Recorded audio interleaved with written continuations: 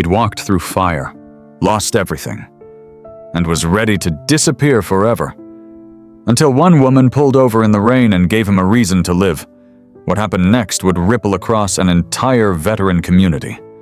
Before we dive into this unforgettable story, drop a comment and let us know where you're watching from. If you're someone who believes in the power of quiet kindness and second chances, don't forget to like and subscribe. We've got more real stories that will touch your heart coming up tomorrow. Let's begin. The rain was the kind that blurred the world, soaking the Midwest soil and drumming gently on the windshield of an old maroon Ford pickup. Charlotte Monroe, 49, drove with quiet focus through the winding backroads of Windsor Falls, Ohio, a town barely held together by memories and rust. She wasn't anyone important by the world's standards, just a bakery assistant, a single mom, and the daughter of a Vietnam vet who taught her to show up even when it's hard. Life hadn't been generous, but Charlotte never asked for much. A warm roof, enough gas to make it to work, and her 10-year-old son, Eli, safe at home with his stuffed dog and homework waiting. She lived simply because that's all she could afford, but never let the world see her worry. That night, though, the storm ran deeper than weather. As she rounded a bend outside the old church ruins, she saw him, a lone figure limping in the rain, soaked through, his backpack sagging like it carried more than just clothes. She didn't know his story, didn't need to. What mattered wasn't who he was, it was that no one else had stopped. And sometimes, that's reason enough to pull over. The rain had turned the road into a ribbon of silver, reflecting headlights like old memories. Charlotte's hands trembled slightly as she eased her foot onto the brake. The thought came fast and uninvited. Don't be stupid! Don't stop! But then, just as quickly, came another, her father's voice, soft and worn like his flannel shirts. If nobody else stops, maybe it's because you're meant to. The truck idled as she lowered her window. The man didn't look up. Rain slid down his hood and onto his pack. His frame hunched with pain or exhaustion or maybe both. "Hey," Charlotte called, her voice barely above the storm. "You all right out here?" He paused. Slowly, he turned toward her. Under the flickering roadside light, she caught a glimpse of his face, early 30s. Lean, sunken eyes, and a long, jagged scar tracing down from his temple to his jaw like something carved by fire. "I'm not looking for trouble," he said, voice hoarse. "I didn't say you were." She studied him for a beat, then reached over and pushed open the passenger door. "I'm headed into Windsor Falls. I can get you as far as the base turnoff." He hesitated, shoulders tense like a coiled spring. Then, with the slow, careful movement of someone used to pain, he climbed in, the cabin filled with the scent of wet canvas, worn fabric, and something faintly metallic. He winced as he sat, favoring one side. Charlotte noticed the faint outline of an old military patch beneath the tear in his jacket. "You served?" she asked gently, easing the truck back onto the road. "Used to," he replied. "Discharged." He nodded once, last month. "Honorable?" she asked with a slight smile, trying to soften the silence. A flicker of humor passed over his face. "Is there another kind?" After that, they didn't talk much, just the sound of the wipers, the low hum of the heater, and the steady beat of rain against the roof. Charlotte caught glimpses of him at every stop sign, the squared shoulders despite the limp, the close-cropped hair, the kind of stillness that came from seeing too much. "You from around here?" she asked eventually. "No, just passing through, heading to Stonebridge. Got an old friend there, I think. That's 25 miles away," she said, surprised. "On foot?" He shrugged. Didn't have better options? She bit her lip. The VA didn't help. He let out a hollow laugh. "They helped me to the door, The old road to the base came into view, overgrown, half forgotten. She slowed. "I can let you off here if you want." He looked at her, eyes dark. "I don't have ID. Lost everything in the fire. They said my records would come in the mail. They let you out with no ID, no place to go." I didn't say it was a good system. Charlotte sat there, fingers hovering on the steering wheel, her gut twisted with the memory of empty cabinets and quiet prayers. Then, softly, the words left her lips before she could stop them. "Do you have anywhere to sleep tonight?" He looked at her, guarded. "I'll find something." "That's not what I asked." 10 minutes later, Charlotte Monroe stood in her modest kitchen, watching as the rain-soaked stranger who still hadn't told her his name dripped onto a folded towel she'd laid across the chair. The kitchen was dim, lit only by the warm glow of the overhead bulb and the soft hum of the old refrigerator. She handed him a chipped mug filled with chamomile tea and motioned toward the couch. He nodded a quiet thank you and sank down slowly, wincing as he shifted his weight. His jacket, now hanging from a hook by the door, revealed more of his story than he ever said aloud. Burn marks, frayed patches, and a sleeve barely clinging to the shadow of an army insignia. From down the hallway, Eli, her son, peeked out, curious eyes wide behind his glasses, clutching his stuffed dog. "Milo." Charlotte offered a gentle smile and whispered, "Back to bed, sweetheart." Eli lingered, then padded back to his room, trusting his mom's unspoken instinct. Charlotte wasn't reckless, but she wasn't blind either. Something in the man's silence, his posture, his eyes told her he'd carried more weight than most could bear. And tonight, she had a couch. It wasn't much, but it was enough. She left a folded blanket beside him and turned out the light. By morning, the man was gone. No creaking floorboards, no slammed door, just the faint scent of coffee she didn't remember brewing.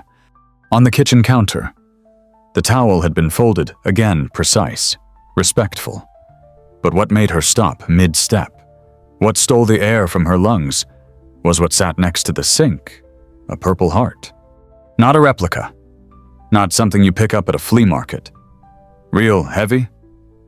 The ribbon frayed gently at the edges like it had lived through more than a war.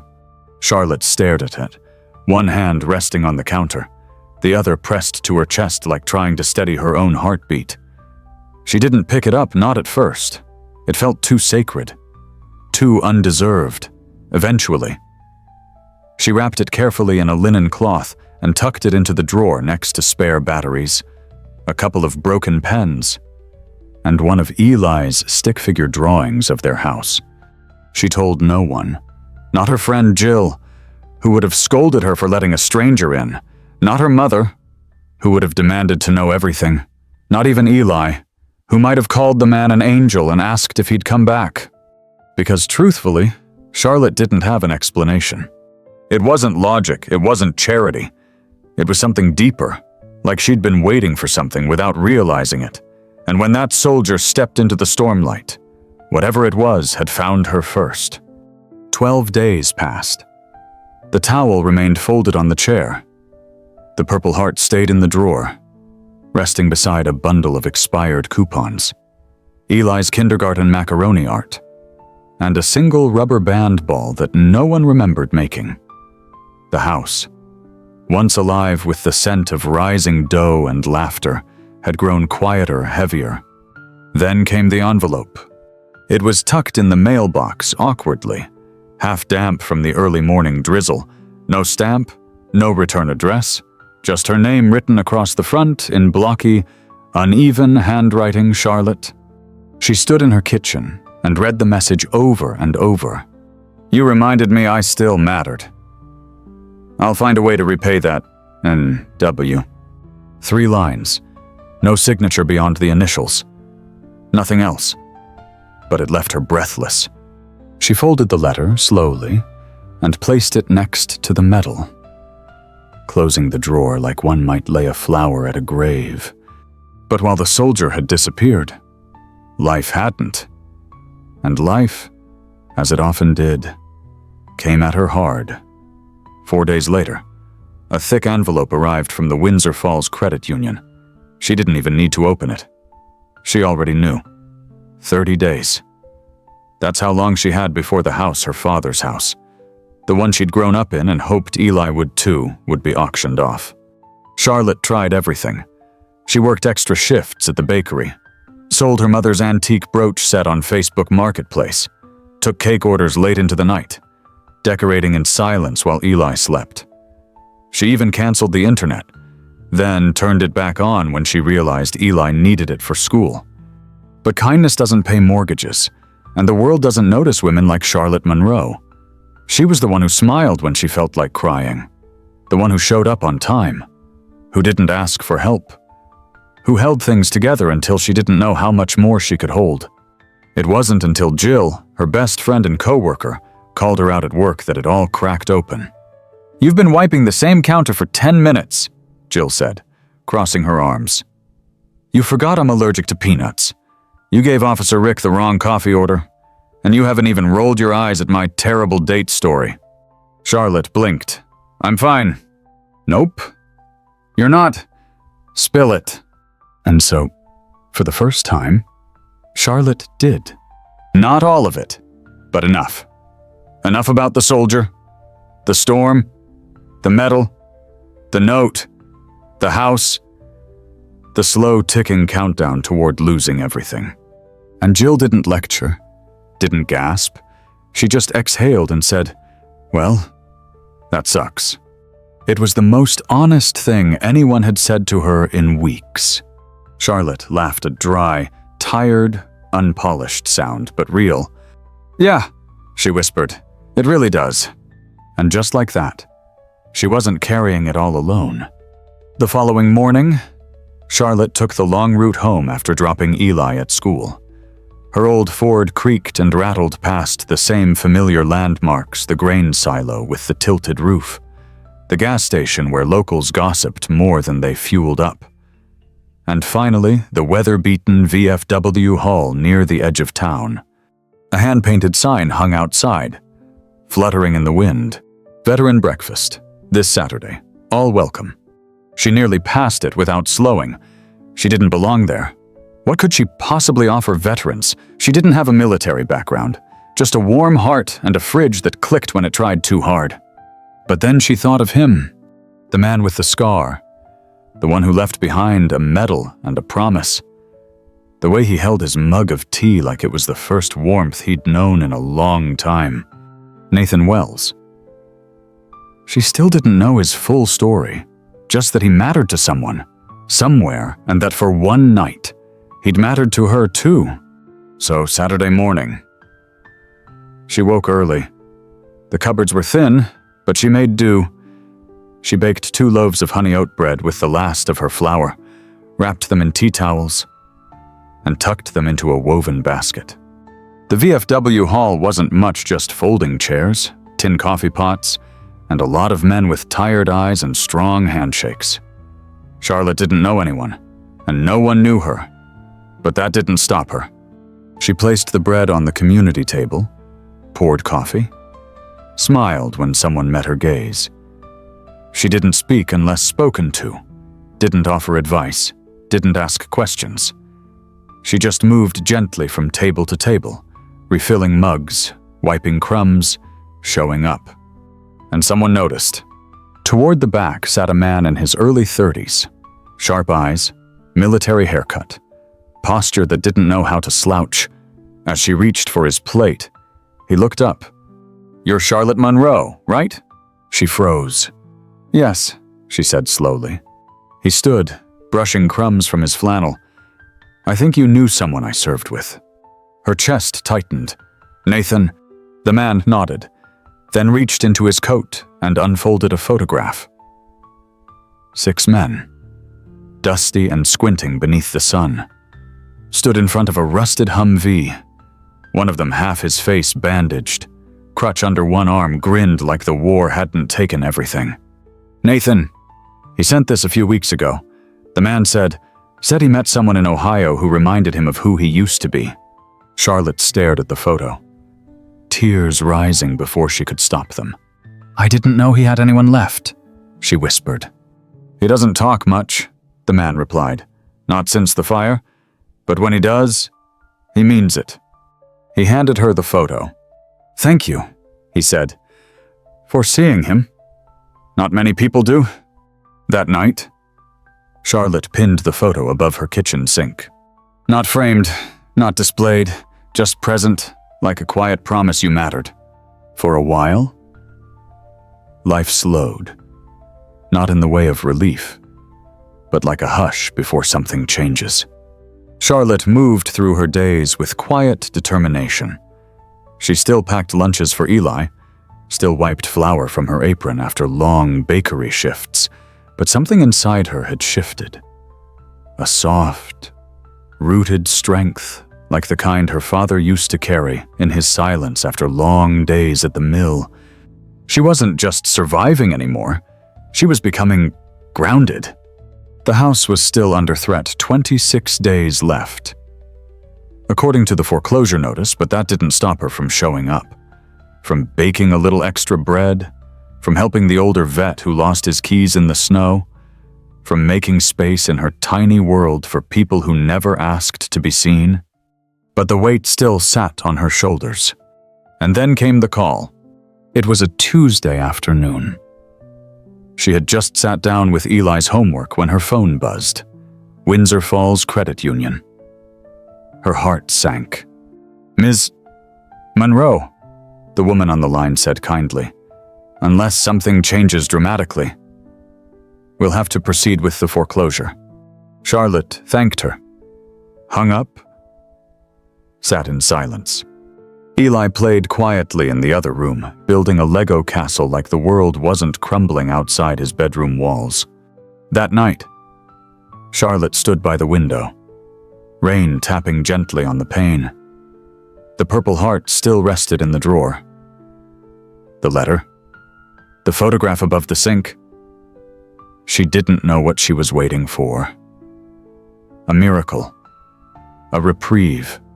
What she got was a knock.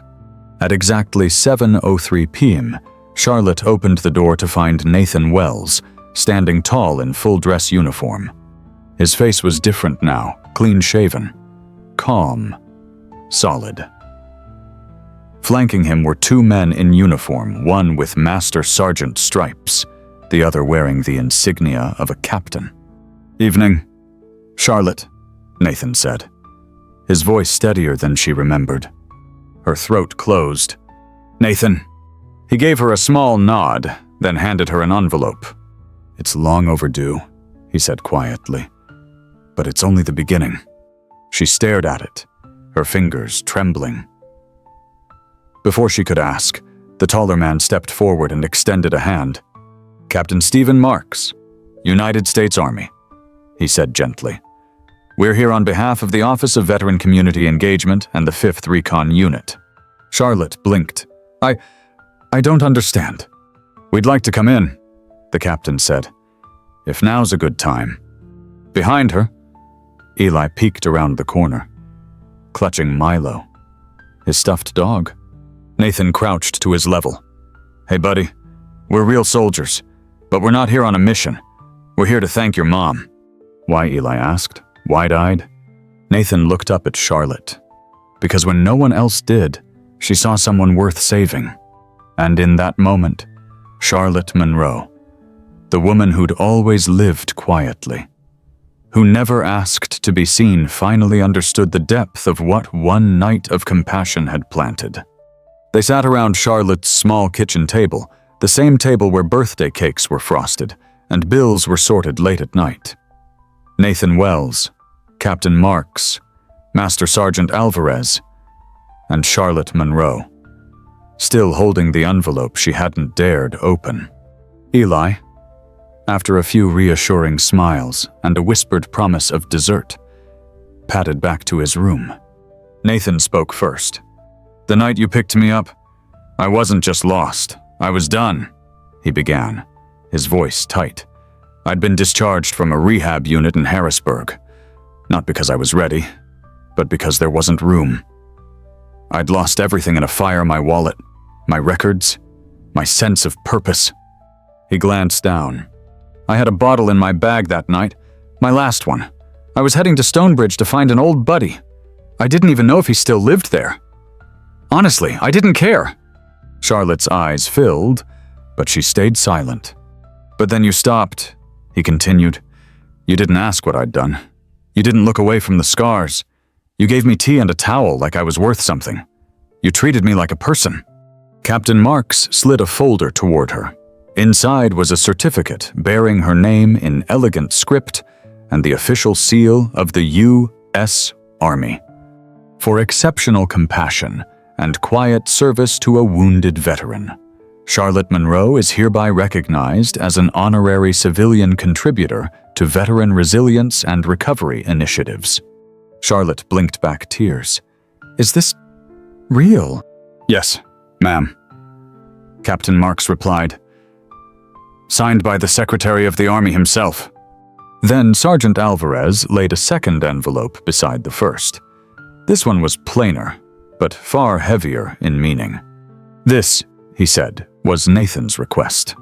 Charlotte unfolded the page. Her breath caught as she read the words. This letter confirms full acquisition and forgiveness of mortgage debt associated with the property at 42 Maple Hollow Road. Windsor Falls. Oh, she gasped softly. My house. It's yours now, Nathan said, his voice low. No more notices, no more warnings. It's done. Charlotte pressed her hand over her mouth, her shoulders trembling. Why, she whispered. Nathan leaned forward, his eyes clear. Because what you did wasn't just for me. You reminded me and everyone I've served with that quiet kindness still exists, that it matters. Before they left, Nathan placed a small velvet box in her palm. Inside was a solid silver coin, engraved with the insignia of his unit. On the back, it read, she didn't ask, she just acted. It's a challenge coin, he explained, usually given for valor in combat, but sometimes it goes to civilians, to people who remind us why we still serve. That night, long after the uniforms were gone and Eli was asleep, Charlotte stood at the window. The certificate hung above the mantel. The coin sat beside the Purple Heart and Nathan's first letter. The house was still, but in her heart, something had taken root, not recognition, not reward, but purpose. Because when you show up for someone at their worst, you might just help them become their best. Sometimes, the smallest acts of kindness carry the greatest weight. Charlotte Monroe didn't have much. No wealth, no title, no grand platform. What she had was a couch, a warm mug of tea, and the courage to see someone others ignored, that choice made in a storm. Without expectation, set off a ripple she never saw coming. She didn't rescue a soldier. She recognized one, and in doing so, she reminded him and eventually an entire network of veterans that they were still human, still worthy of compassion. Even after the uniform was folded away, the world teaches us to protect, to withhold, to be cautious. But stories like Charlotte's prove the opposite when you choose to act with love, especially when it costs you something. The impact can echo further than you'll ever know, because kindness isn't weakness. It's a quiet, unshakable strength that can rebuild lives starting with your own. If this story reminded you that quiet kindness still matters, give it a thumbs up, hit subscribe, and share your thoughts in the comments. We'd love to hear about a time you made a difference or someone made a difference for you.